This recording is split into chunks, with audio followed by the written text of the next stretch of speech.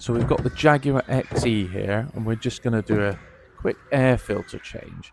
So we've opened up the bonnet. As you can see, there are actually two air filters, one on the left and one on the right.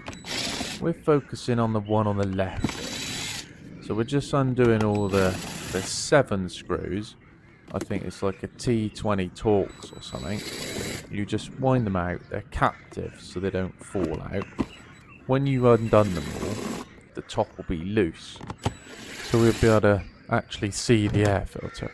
First things first though, we'll need to undo the little safety clip and then undo the plug on the mass airflow meter.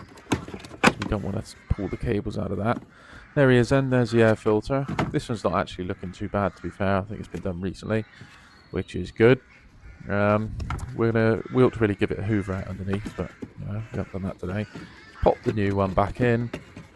It's a bit fiddly, put the top cover back on. I probably could have pulled the cabling out of the way on the back, but I didn't really want to pull the little clips off and drop them down behind the air filter. So anyway, we'll buzz the screws back in, which we do not want to over tighten, because obviously your air filter was an important part of the system, and if it gets blocked, that's the first place you're going to start losing power.